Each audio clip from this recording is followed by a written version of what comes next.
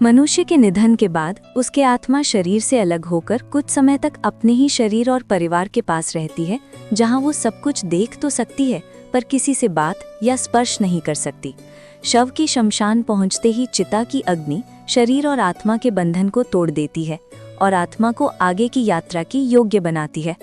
अंतिम संस्कार के बाद आत्मा सूक्ष्म रूप में 10 दिनों तक घर के आसपास रहती है और परिवार द्वारा किए गए पिंडदान व तर्पण से उसे ऊर्जा और दिशा मिलती है। 11वें से 13वें दिन तक आत्मा पूरी तरह सांसारिक बंधनों से मुक्त हो जाती है और यमदूत उसे मार्गदर्शन देते हुए यमपथ की यात्रा पर ले जाते हैं। इस यात्रा में आत्मा को अपने हर कर्म का फल देखने को मिलता है। अच्छे कर्म प्रकाश बनकर रास्ता आसान करते हैं और बुरे कर्म अंधकार बनकर यात्रा कठिन। अंततः आत्मा अपने कर्मों के आधार पर तय करती है कि उसे किस लोक में जाना है, स्वर्ग, पितृलोक, नर्क या पुनर्जन्म के चक्र में वापस। इसी कारण कहा गया है कि मृत्यु अंत नहीं बल्कि एक नया द्वार है, जिसके पार वही मिलता है जो जीवन में बोया गया होता है। मित्रों, इस दुनिया में अगर कोई सबसे बड़ा सत्य है तो है हमारी मृत्यु, जिसे साकार भी इंसान टाल नहीं सकता। आपने देखा होगा कि हिंदू धर्म में जब भी कोई इस दुनिया को छोड़कर जाता है तो उसके शव का अंतिम संस्कार अर्थात जला दिया जाता है। लेकिन क्या आपने कभी सोचा है कि परिजनों के अंतिम संस्कार के बाद उस मृत आत्मा के साथ क्या होता है? नमस्कार मित्रों, स्वागत है आपका भक्ति अनमोल विचार पर। मित्रों, गरुड़ पुराण में बताया गया है कि मृत्यु के बाद ही यमलोक से 2 यमदूत सिर्फ 24 घंटे के लिए आत्मा को ले जाते हैं। इन 24 घंटे में मृतक के परिजनों उसके शरीर का अंतिम संस्कार और अन्य कर्म करते हैं। आत्मा को तब तक यमलोक में उसके द्वारा किए गए कर्मों को दिखाया जाता है। इसके बाद यमदूत आत्मा को वापस उसके घर छोड़ देते हैं। उसके बाद 13 दिनों तक आत्मा अपने परिजनों के बीच रहती है, यानी 13वीं तक आत्मा अपने परिजनों के साथ ही रहती है। इसके बाद 3 मार्ग दिखाए जाते हैं। अब इनमें से किस मार्ग पर आत्मा को भेजा जाएगा, ये उसके जीवन में किए गए कर्मों पर ही निर्धारित होता है। मित्रों, पहला आर्ची मार्ग यानी देवलोक की यात्रा का मार्ग माना जाता है। दूसरा मार्ग धूप मार्ग है, जिसे पितृलोक का मार्ग बताया गया है। और तीसरा मार्ग उत्पत्ति विनाश मार्ग है, यानी नर्क की यात्रा के लिए होता है। अपने पाप और पुण्यों को निर्धारित समय तक भोगने के बाद आत्मा को फिर से शरीर मिलता है। इतना ही नहीं, मृत्यु के बाद जीवात्मा को यमलोक के मार्ग में कई प्रकार के बाधाओं का सामना करना पड़ता है। इन्हीं बाधाओं में से एक है यमलोक के मार्ग पर पड़ने वाली वैतरणी नदी।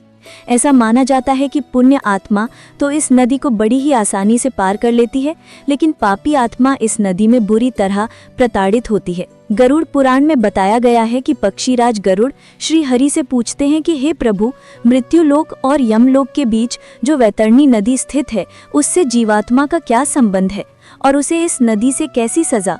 जिसके जवाब में भगवान श्री हरि ने कहा कि हे गरुड़, जो भी पापी आत्मा इस नदी में प्रवेश करती है वो रक्त रूपी जलपत्र में रखे घी की तरह खौली जाती है। इस नदी का रक्त रूपी जल कीटाणुओं और बाजरा के समान सुरन वाले जीवन से भरा रहता है। साथ ही ये नदी घड़ियाल, मगरमच्छ और इनके ही जैसे अनेक हिंसक और मांस भक्षणों से भरी हुई है। नदी में जैसे ही पापी आत्मा का प्रवेश होता है, वो 12 सूर्यों की गर्मी के समतुल्य तपने लगती है। उससे उसे महातप में पापी चिल्लाते हुए करुण विलाप करने लगता है। जब तक उससे बर्दाश्त नहीं होता, तब वो दुरात्मा उसे भयंकर रक्त रूपी जल में डुबकी लगाने लगती है। मित्रों, जिन लोगों ने अपने जीवन में पाप किए होते हैं उन्हें नर्क भेजा जाता है। वहीं जो अच्छे कर्म करते हैं उन्हें स्वर्ग की प्राप्ति होती है। बुरे कर्म करने वालों को नर्क में दंडित किया जाता है। वहीं अच्छे कर्म करने वालों को स्वर्ग में सभी तरह की सुख सुविधाओं के साथ रखा जाता है।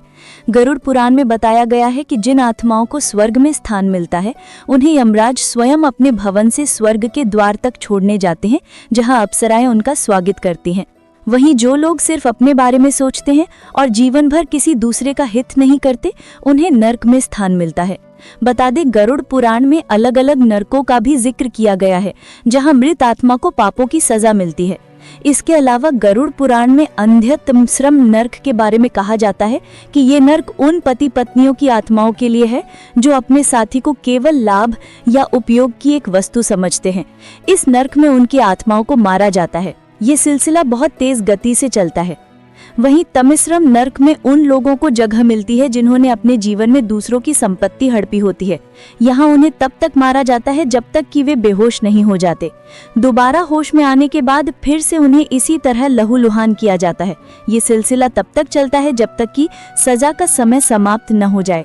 बता दें, कुंभ पाकम नर्क में शिकारी लोगों यानी उन लोगों की आत्माओं को लाया जाता है जो अपने शौक के लिए जानवरों की हत्या करते हैं।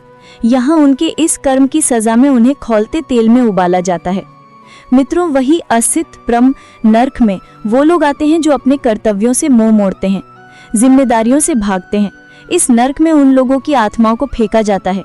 यहाँ लाकर उन्हें तब तक चाकू से छलनी किया जाता है जब तक कि वे बेहोश नहीं हो जाते।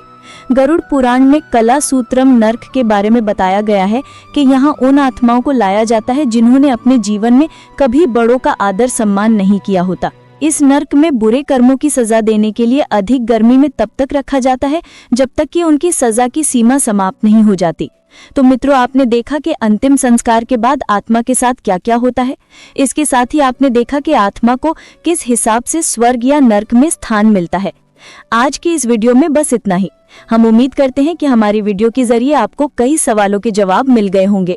अगर ये वीडियो पसंद हो तो इसे लाइक और शेयर जरूर कीजिएगा। अगर आपने हमारे चैनल भक्ति अनमोल विचार को सब्सक्राइब नहीं किया है तो जरूर करिए। इसके साथ ही मुझे दे इजाजत, और हाँ, वीडियो को अंत तक देखने के लिए आपका बहुत बहुत शुक्रिया। हर हर महादेव। ओम नमः शिवाय।